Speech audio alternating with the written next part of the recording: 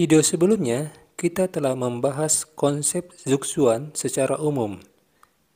Di video kali ini, kita akan bahas zugzwang yang terjadi pada permainan akhir menteri.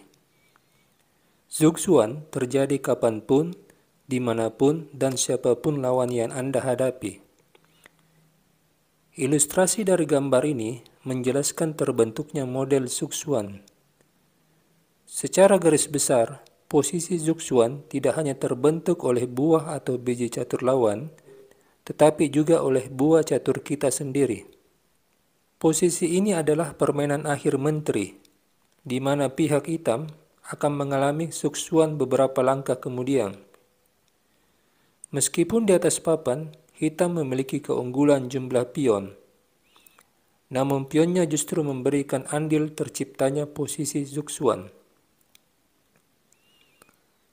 Putih mendapat keuntungan giliran melangkah.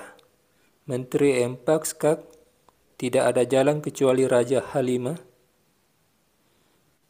Menteri H7 skak, Menteri hitam menutup.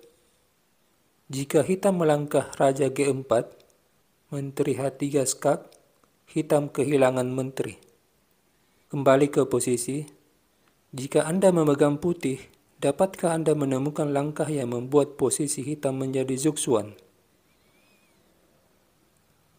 Langkah yang tepat adalah Menteri F5. Langkah ini membuat Raja dan Menteri hitam berada dalam posisi zugzwang.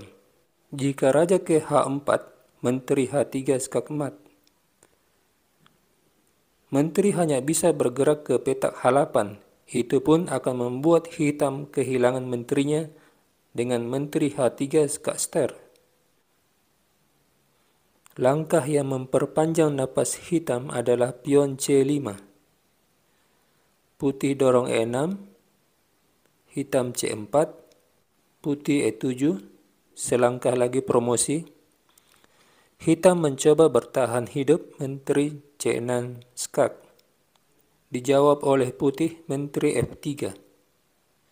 Memaksa pertukaran menteri, mengakhiri perlawanan hitam. Kita beralih ke diagram kedua. Ruang gerak adalah faktor utama yang terlebih dahulu harus kita pahami sebelum kita mempelajari posisi zugzwang.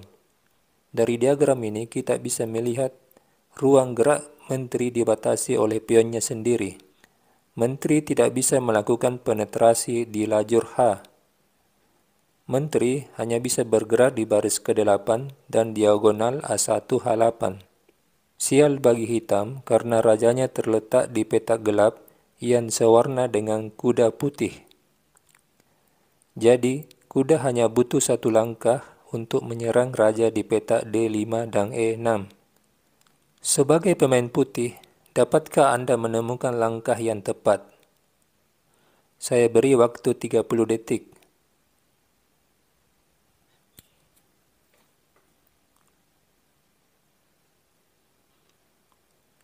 Langkah yang tepat benteng F8. Jika menteri pukul benteng, kuda E6, hitam kehilangan menteri.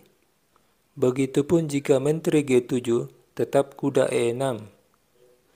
Satu-satunya langkah yang memperpanjang napas hitam yaitu Menteri E5. Tetapi datang si kecil mengusir menteri.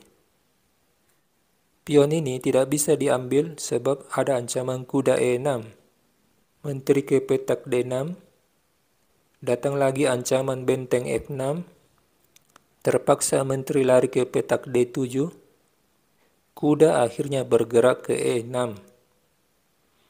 Mempersiapkan pengorbanan benteng. Raja turun ke BD8. Jika raja naik ke baris ke-6, maka kuda F8 menyerang raja sekaligus menyerang menteri.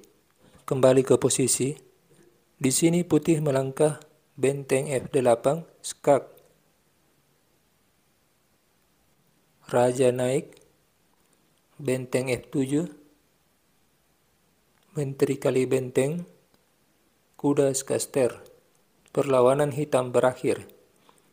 Oke, sekian dulu pembahasan kita. Sampai jumpa di lain waktu.